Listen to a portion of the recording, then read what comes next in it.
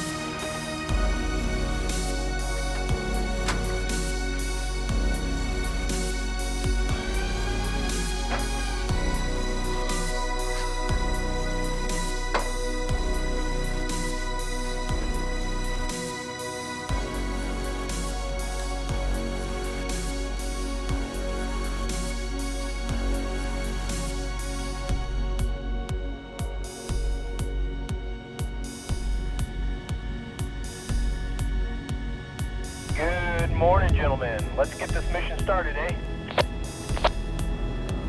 Alrighty. Well, Apollo, lead us to the trailhead. Ryan, you have the map up and running? Roger. Copy. Zach, it's go time, so be ready with that camera. Kurt is at the wheel and at your disposal if you see a good shot.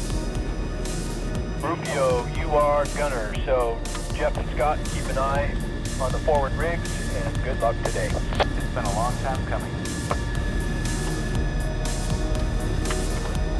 Alright, the expedition is officially underway, so mentally lock in, guys, for the long haul.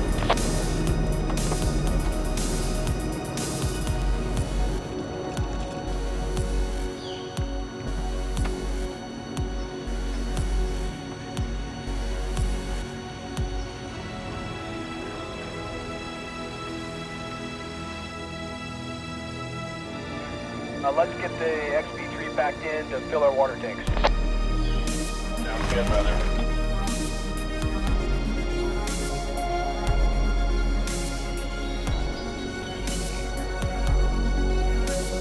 Get in the woods, tackle this monster once and for all. Copy that. Here we go.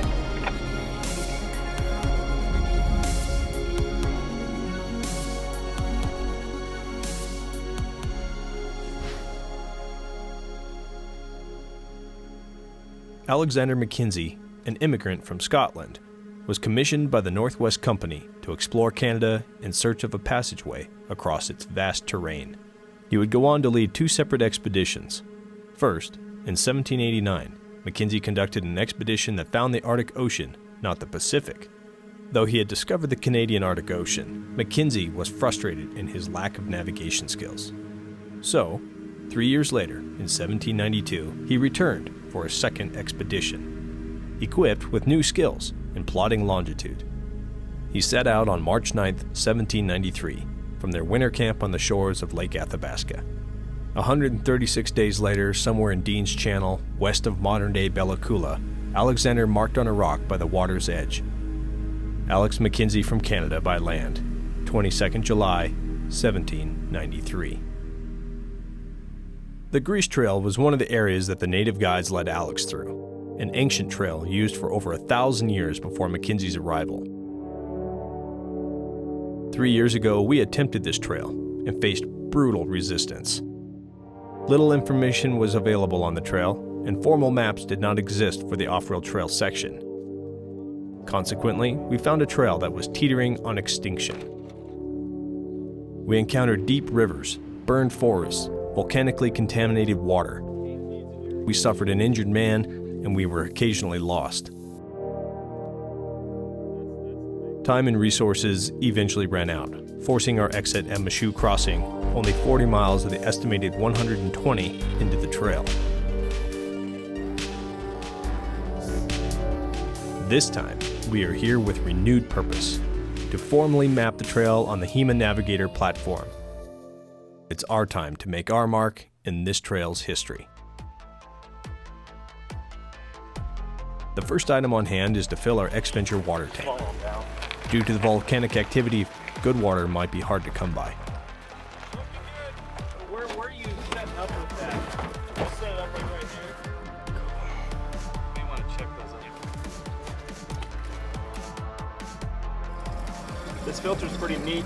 It actually has a little pump in there, and it's actually pulling it through 2 sediment filters. And then in the last stage there, it pulls it through a UV light that is designed to kill any bacteria or viruses that'll get you. If you've ever had the beaver fever, it's a very adequate system to kill all that stuff. Great job, Ty. Look at this. I could work for Disney. Or like the Bellagio. I could work for Disney. The last time we attempted this, we were a little short on our chainsaw department. This time we've got 2 chainsaws. They're a little bit bigger. We got 20-inch bars going on. We also have enough 2-cycle oil to make 30 gallons worth of fuel for this, and we've got a big jug of bar oil too. So we think we're gonna be pretty set. And if it takes more than this, then it's just not gonna happen, but we think this is gonna work out just fine for us.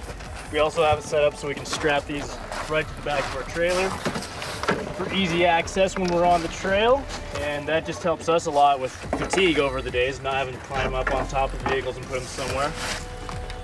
So we're pretty happy with this whole system.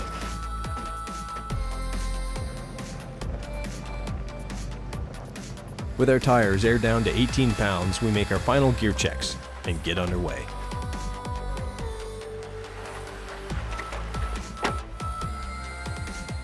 Our vehicles are not equipped with snorkels, so extra caution will have to be taken during river crossings.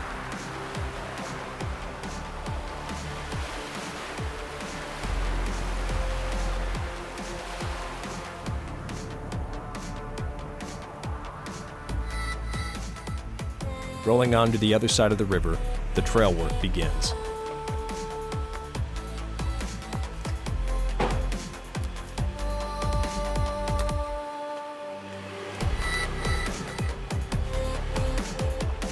Our previous trip taught us to slip under anything we can to save energy and time. Anything lower than 8 feet will have to be cut. Just 1 mile into the trail, our first notable obstacle is a steep exit out of a slow-moving creek. Apollo makes quick work of it. The Tacoma, with the added weight of the trailer, is the biggest question. 2 big culverts in the middle, so you can't carry any speed through there. You're gonna feel them bump pretty hard. But when you come up into this, come up into it on your driver's side, a little bit to the left, and then you cut right. You see the way I got my front tires clear up against this hillside, and kind of just paw up and aim right at Ryan. And as soon as you feel that back end pop up, then just straighten up and fall around the trail. I think you'll bounce right through. Sounds good, brother.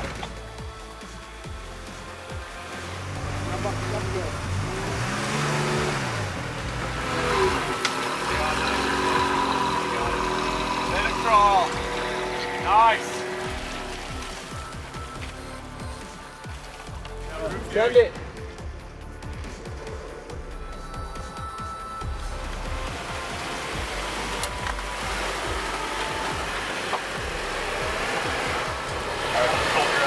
Yep, you just fell down into the rut. You can go all the way back out and get another run at it. Good, send it whenever you're ready. Just give it some good onion.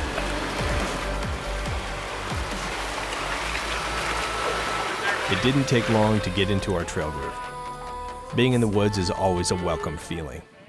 The last time we took this trail, it was kind of a little bit of a last minute decision, and it kind of got the best of us in some ways.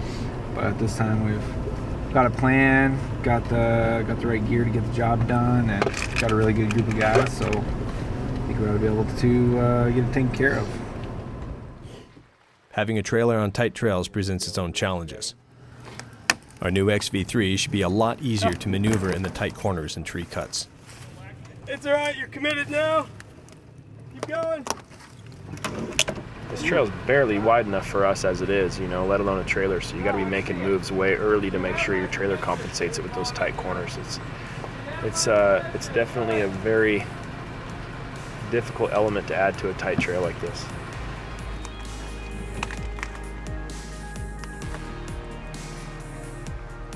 Cloud cover comes and goes as we make good time through areas that previously took us half a day. And we are beginning to wonder if the trail will be any sort of challenge.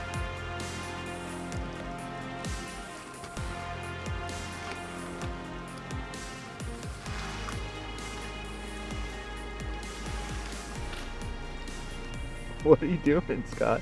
Just picking some flowers for my wife. Rhonda, if you're watching this, I just want you to know the first picture he took of was a weed. Well, hey, it's a pretty weed. It's getting real, getting a little further into the MacKenzie. Having a ball. Not nearly as many cut down trees as last time. Well, we haven't had to cut down a tree yet. We've been able to clear everything, go under it. But maybe a little bit more water than last time. We might be getting some more. There's some thunder coming in. You can kind of hear it just booming off in the distance like it's pretty big. The systems will be going by every day, so we might get caught by one, but we'll see. Hopefully not.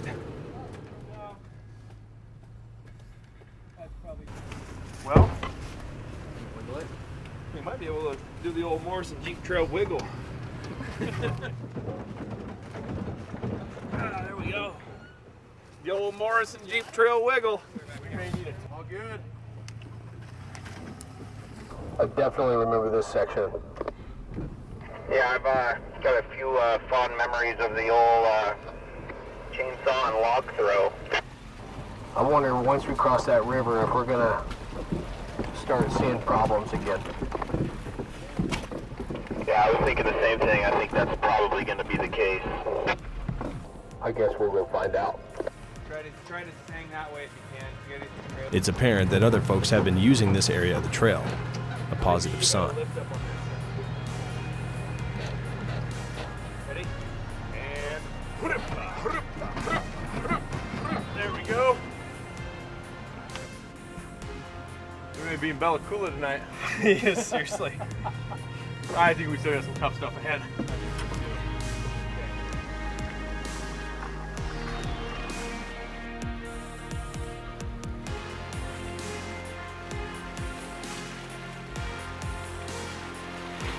Our recent inquiries on the trail revealed that these trucks had been stolen years ago. Then they broke down here and left to rot.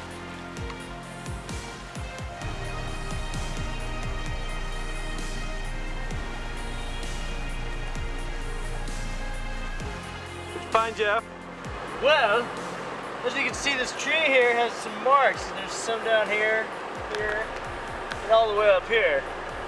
These are claw marks from grizzly bears. So I've been using this as a little scratching post of some sort. We've seen a few trees like this along the way. And we've seen some game trails too, indicative of grizzlies. We are grizzly country. It's pretty strong. These look pretty fresh too. So keeping our eye out. And hopefully nothing comes into our camp, but it'd be fun to see one. Kurt and Ryan find other markers on the trail. Markers that indicate the potential future of the trail. It's got a section and a township code on it.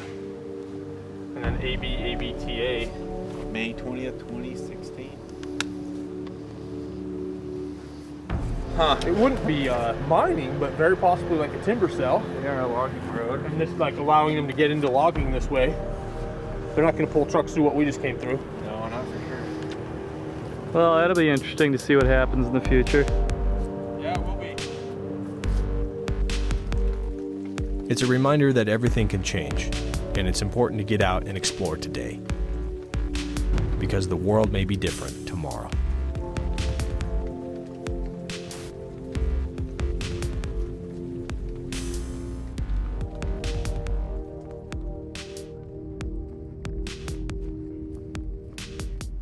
With a solid day on the trail, it was time to find camp.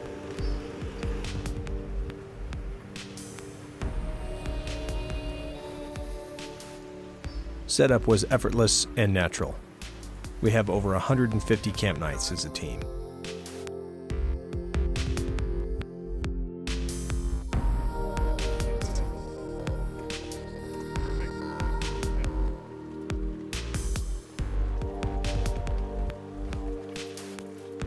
Zach is finding his place within the team and dives into cooking tonight's meal with Ty.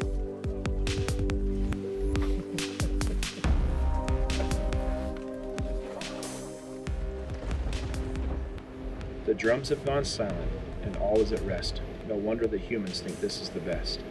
Earth on its bed has rolled over to snore, and nothing remembers what happened before.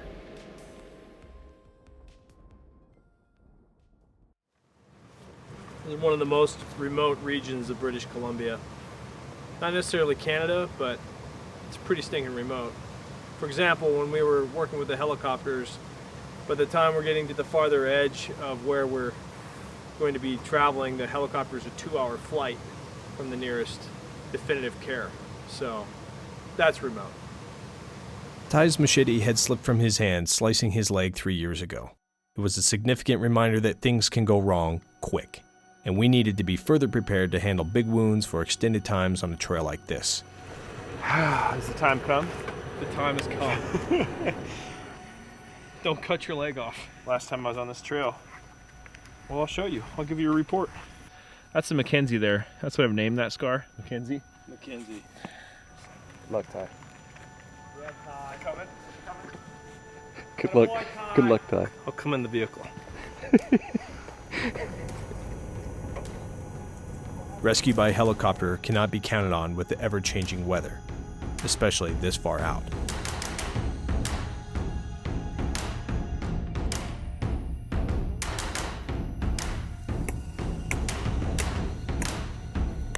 This is wild country, and bear sign is all over the place. The bears are obviously using this trail as a natural highway. As Ty was checking out a nice grizzly print, we heard something extremely special and rare. You hear that? Yes. That's a wolf. Shh, shh, shh. Stop.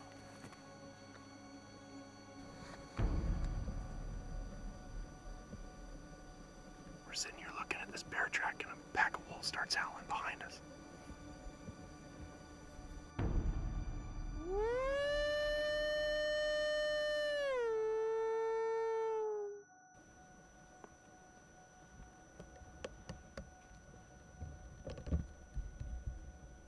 No replies this time, so we keep moving.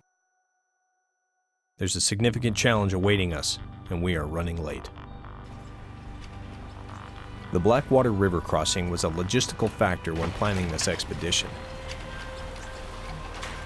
We planned our travels around the lower water level the Blackwater River briefly experiences in late summer. Wow. You should look at this river. Man, this river looks a fair bit higher. Yeah. Middle of the day, towards the end of the day, is the worst time to cross the river because it comes up. First thing in the morning is the best time to cross the river. So it is 2:30 in the afternoon now. I wonder if you could, I think you could cross it on foot first. For sure try. I'm gonna go for a swim. Been waiting for this all day. I'm gonna kill two birds with one stone and kind of scout the crossing too. Honestly, it's been long enough that we're not quite sure how deep this was last time we crossed it, so all a little curious. We don't have any snorkels this time, so let's see. Hey, Clay! So I think our best bet is to get right in there and take a pretty hard right, and I stack the rock up right there. We just hug that rock with the passenger side, and then kind of rainbow squarely right over to the crossing. Right there by that big deadfall right there that pulled up that root system. That's where your road entryway is. Should be alright. It's a known crossing. Water's running at full height though. I mean, you can see it's as high as it normally gets. So we'll see how it goes. Okay guys, So let's make sure we have it 4 low, diffs on, A track off, and any skid traction control stuff off. All right, here we go.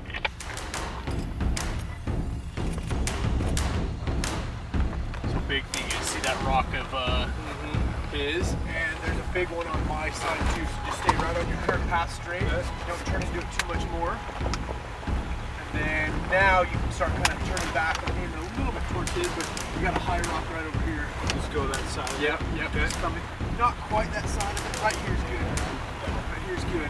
Feel like it's moving you much? No, not yet. It's all good. How do you do it?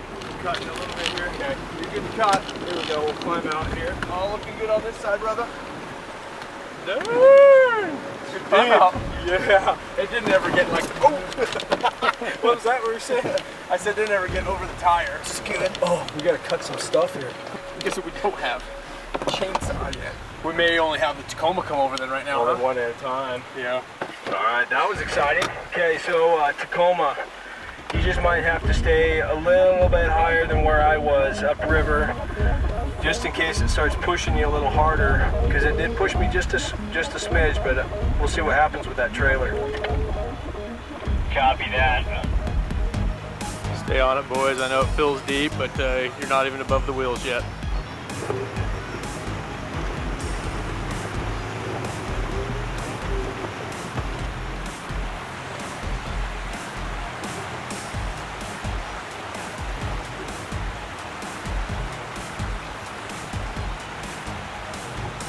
When crossing the river, it's essential to keep your focus on the exit point.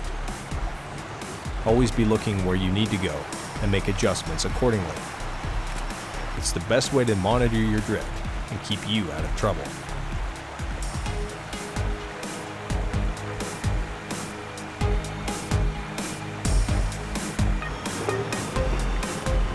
That was awesome. It was a lot of fun. We were getting pushed in the water pretty hard there. Yeah, we I were. was like, I might be going down this river. Probably the deepest I like to go with these trucks. We don't really have a choice at this point, but after something like that, usually something kind of chaotic. A lot of times we'll come in, we'll park all the trucks, and we do what's called a truck reset. And it's just a time that after everyone's adrenaline has gone up, that we park, let everything come down by getting organized. And we make sure that we're ready to go for whatever event is down the road. So we're not strung out from this one and then go to another strung out situation and not be prepared to take it on.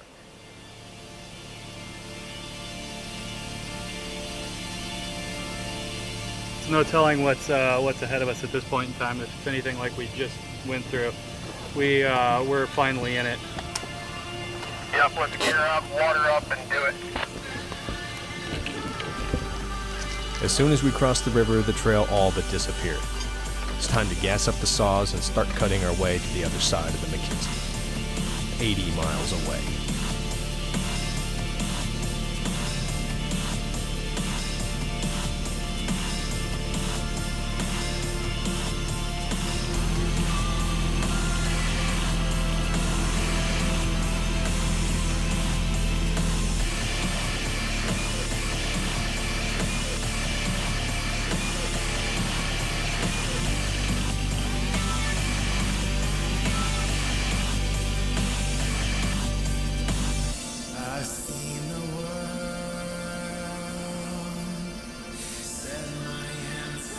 The area has experienced a burn in the last couple of years, and the deadfall is as bad as before.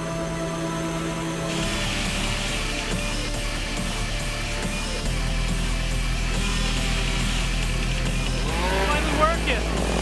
That's what I've been waiting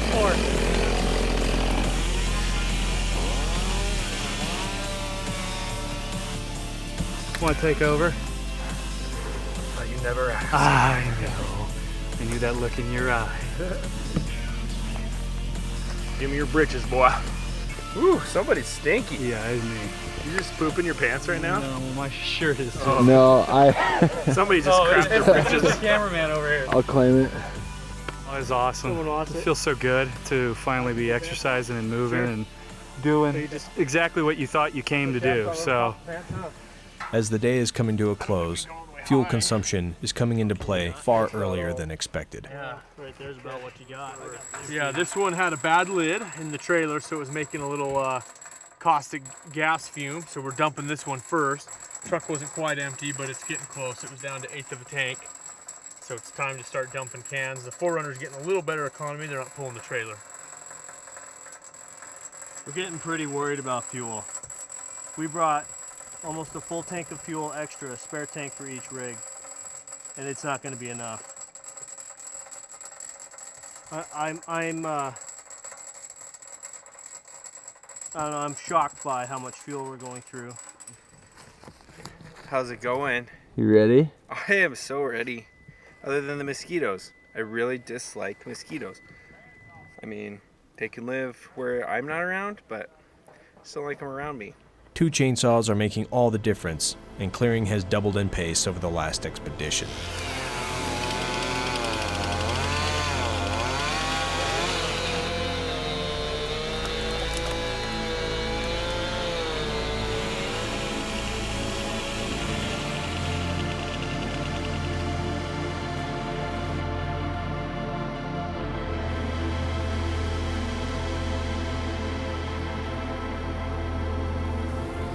The challenge now is to somehow navigate the clear cut that last time punctured 2 tires, leaving us with only 1 good spare and a slow leak in the Land Cruiser's driver tire. Wasn't as much work as last time, No, but it was work.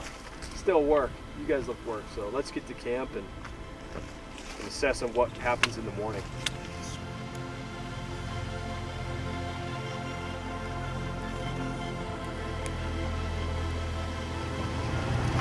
We're just kind of hunting and packing through these dumps here. Back up a little bit, Rufio. We're going to come back just a bit. Come on up this way.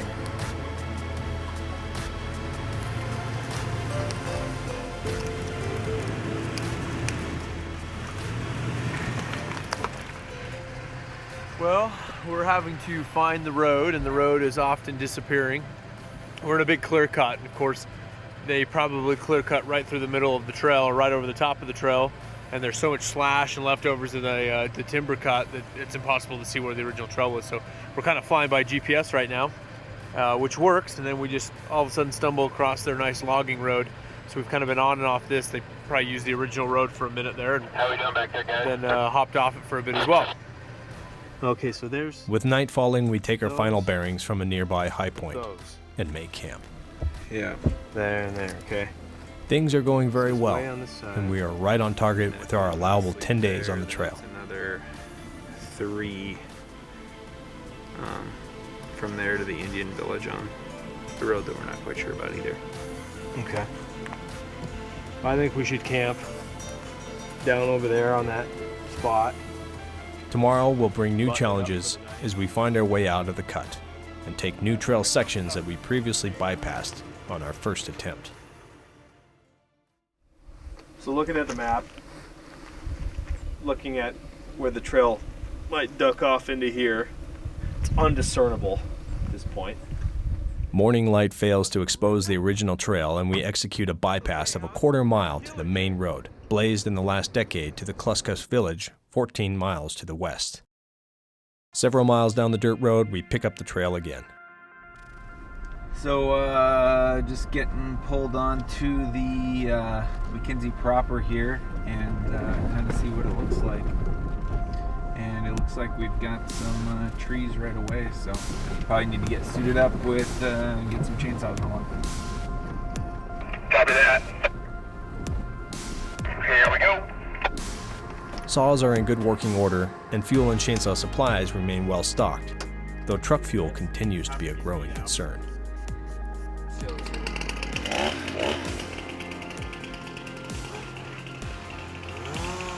We got about 2 miles till we get to a river crossing. Then we jump over that, get in some meadows for a while, so that should go pretty fast.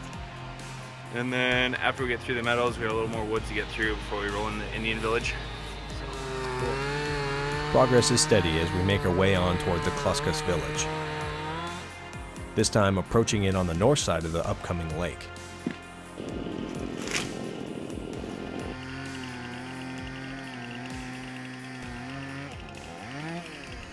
So as Jeff and I are cutting here, you know, we're getting closer and closer to this reservation, and just kind of felt like, you know, it's probably protocol, probably a good idea to go ask permission to be cutting in this trail into the back of there. I mean, it's obviously an established trail from years ago, but it hasn't been used in a long time. And it could be potentially by preference. I'm sure it's not, but I think just as an honor thing, it'd be really good for us to go talk to them and say, hey, we're going to be coming in on this trail, you know, are you guys okay with that, before we go much further. I just kind of think that might be the right way to do it. Yeah, I think that's a good idea. So let's split into 2 teams, and I can hear the river, or I can hear a stream right there. Let's cut to the river while Rufio goes to the village. Okay, sounds good. And then if they say no, then we only cut to the river where it's just a natural block, and then we turn around. Fill up our water. And yep. Yeah. Let's go comms on 146460 for that, because otherwise we won't punch through. All right. Good luck. Be safe. Who are you taking with you? I'll take Zach and Kurt. Sounds good. Zach, Kurt, and I make our way to the Kluskus village, 5.5 miles to the west, to get permission for the trail cutting and get intel on the possibility of a truck refuel at the village. The trail crew will cut as far as they can, hopefully reaching the river crossing a couple miles ahead before we return. Team Rufio is on the road. Team Rufio made it to the road, and we're heading to the village. Roger.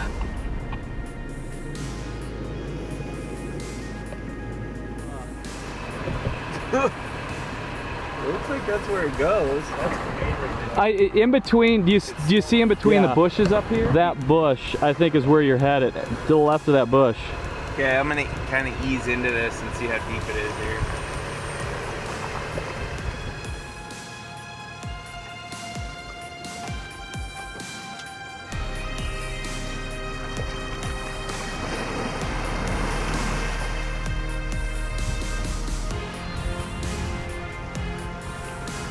New trail, though, means unforeseen challenges. The path disappears into the bog and threatens to be impassable. Coming back at you.